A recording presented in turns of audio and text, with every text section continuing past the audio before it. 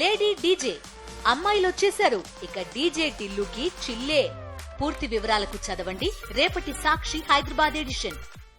ఆగ్నేయ బంగాళాఖాతంలో అల్పపీడనం వాయుగుండంగా బలపడింది. ఇది 24 గంటల్లో తీవ్ర వాయుగుండంగా మారనున్నట్లు వాతావరణ శాఖ అంచనా వేస్తోంది. దీని ప్రభావంతో రాయలసీమ, దక్షిణ కోస్తా జిల్లాలలో మోస్తారు వర్షాలు కురుస్తాయని, సముద్ర వాతావరణం కూడా అలజడిగా ఉంటుంది అన్నారు. ఇక మత్స్యకారులు వేటకు వెళ్లొద్దని వాతావరణ శాఖ అధికారులు హెచ్చరిస్తున్నారు.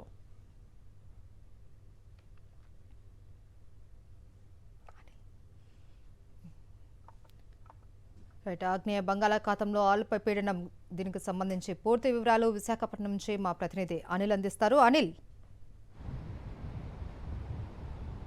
Thank you Maheshwari. బంగాళాఖాతంలో కొనసాగుతున్నటువంటి అల్పపీడనం వాయుగుండంగా బలపడినట్టు వాతావరణ శాఖ వెల్లడించింది. మరికొద్ది గంటల్లోనే తీవ్ర వాయుగుండంగా మరింత బలపడనున్నటువంటి సూచనలు ఉన్నాయని కూడా వాతావరణ శాఖ స్పష్టం చేసింది. ఇప్పటికే ఏపీలో ఉన్నటువంటి రాయలసీమతో పాటు దక్షిణ కోస్తా జిల్లాల్లో తేలికపాటి నుంచి మోస్తరు వర్షపాతం నమోదవుతోంది.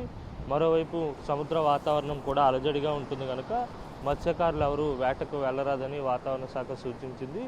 అలాగే దక్షిణ కోస్తా జిల్లాల్లో ఉన్నటువంటి పోర్టులకు, అలాగే కోస్తా జిల్లాల్లో ఉన్నటువంటి పోర్టులకు పూర్తిగా మొదటి నంబర్ ప్రమాద హెచ్చరికను కూడా జారీ చేసింది. మత్స్యకారుల హెచ్చరికలు ఈ నెల 29వ తేదీ వరకు కొనసాగేటువంటి అవకాశం ఉంటుంది. అయితే రానున్నటువంటి 2 రోజుల పాటు రాయలసీమతో పాటు ఉత్తర కోస్తా, అలాగే దక్షిణ కోస్తాలో ఉన్నటువంటి నెల్లూరు, ప్రకాశంలో తేలికపాటి నుంచి మోస్తరు వర్షాలు ఉండేటువంటి అవకాశం ఉంటుంది.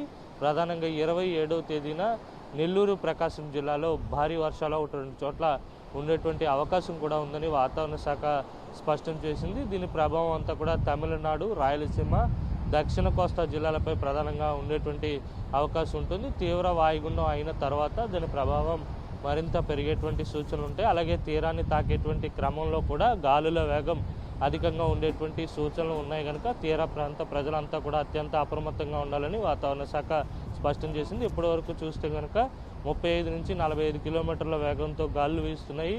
అత్యధికంగా 55 కిలోమీటర్ల వేగంతో కూడా గాలులు ఉండేటువంటి అవకాశం ఉంటుంది కనుక మత్స్యకారులతో పాటు తీరానికి దగ్గరగా ఉండేటువంటి ప్రాంతాల ప్రజలు అప్రమత్తంగా ఉండాలని వాతావరణ శాఖ సూచించింది. ఇప్పటికే తేలికపాటి వర్షపాతం కూడా ఆయా ప్రాంతాల్లో నమోదైంది. రానున్నటువంటి 2 రోజులు కూడా ఇటు దక్షిణ కోస్తా, రాయలసీమతో పాటు ఉత్తర కోస్తాలో ఉన్నటువంటి కొన్ని ప్రాంతాల్లో అక్కడక్కడ తేలికపాటి వర్షాలు నమోదయ్యేటువంటి సూచనలు స్పష్టంగా ఉన్నాయి.